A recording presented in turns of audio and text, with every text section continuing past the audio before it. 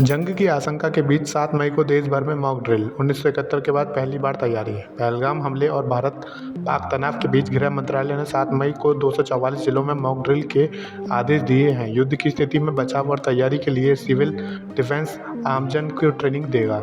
यह अभ्यास 1971 के बाद पहली बार हो रहा है। भाजपा ने सांसदों और पदाधिकारियों से नागरिकों की तरह भाग लेने और प्रशासन का सहयोग करने को कहा है। सड़क हादसों पीड़ितों को मिलेगा 1.5 लाख का कैशलेस इलाज। योजना 5 मई से लागू। केंद्र सरकार ने सड़क दुर्घटना पीड़ितों के लिए बड़ी राहत देते हुए कैशलेस ट्रीटमेंट स्कीम शुरू की है। 5 मई 2025 से लागू इस योजना के तहत पीड़ितों को हादसे के 7 दिनों तक किसी मानित अस्पताल में अधिकतम 1.5 लाख रुपए तक कैशलेस इलाज मिलेगा। सड़क परिवहन मंत्रालय ने इसकी अधिसूचना जारी कर दी है। 7 मई को 244 स्थानों पर देशव्यापी मॉक ड्रिल। 1971 के बाद पहली बार सुरक्षा अभ्यास। भारत सरकार 7 मई को देश भर के 244 स्थानों पर मॉक ड्रिल आयोजित कर रही है। हमला या आपदा की स्थिति में बचाव के लिए यह अभ्यास होगा, जिसमें सायरन, बैकआउट और निकासी प्रक्रिया शामिल होगी। पहलगाम आतंकी हमले के बाद यह अभ्यास अहम माना जा रहा है। 1971 के युद्ध के बाद यह पहली बार जब इतना बड़ा राष्ट्रव्यापी सुरक्षा अभ्यास हो रहा है।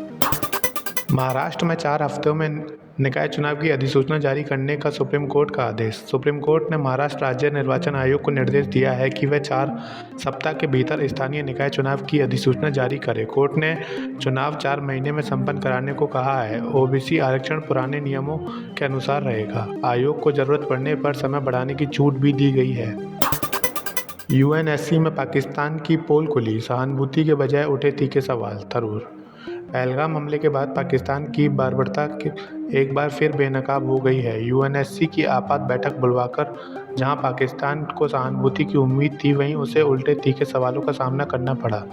वरिष्ठ नेता शशि थरूर ने बताया कि पाकिस्तान को यह दाव उल्टा पड़ गया और वैश्विक मंच पर उसकी किरकिरी हो रही है। राहुल गांधी ने करनाल में शहीद लेफ्टिनेंट विनय नरवाल के परिवार से की मुलाकात। कांग्रेस नेता राहुल गांधी ने मंगलवार को हरियाणा के करनाल में पहलगाम आतंकी हमले में शहीद हुए नौसेना अधिकारी लेफ्टिनेंट विनय नरवाल के परिजनों से मुलाकात की। उनके साथ सांसद दीपेंद्र हुड्डा भी मौजूद थे। कांग्रेस ने इसे लेकर सोशल मीडिया पर पोस्ट किया। 22 अप्रैल को बैसरन पहलगाम में हुए हमले में 26 लोगों की मौत हुई थी, जिनमें कई पर्यटक शामिल थे। राफेल उड़ाने वाली पहली भारतीय महिला fighter pilot lieutenant Shivangi Singh की उड़ान। 29 साल की lieutenant Shivangi Rafale fighter jet उड़ाने वाली भारतीय वायुसेना की पहली महिला पायलट हैं। बचपन में जहाज देखकर पायलट बनने का सपना देखने वाली शिवांगी ने आज उसे सच कर दिखाया है।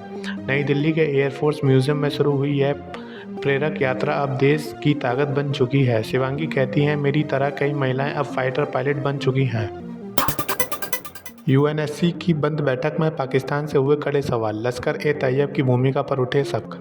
भारत-पाक तनाव के बीच यूएनएससी की बंद कमरे में हुई बैठक में पाकिस्तान से कई तीखे सवाल पूछे गए। 22 अप्रैल को पहलगाम हमले के बाद बड़े तनाव पर चर्चा करते हुए यूएनएससी ने पूछा कि इस हमले में लश्कर-ए-तैयब भी शामिल था। मीडिया रिपोर्ट्स के अनुसार परिषद के सभी सदस्यों ने अनौपचारिक बैठक के दौरान पाकिस्तान से कई सवाल किए। सदस्यों का मानना है कि भारत और पाकिस्तान के बीच जारी मुद्दों को द्विपक्षीय स्तर पर सुलझाना चाहिए।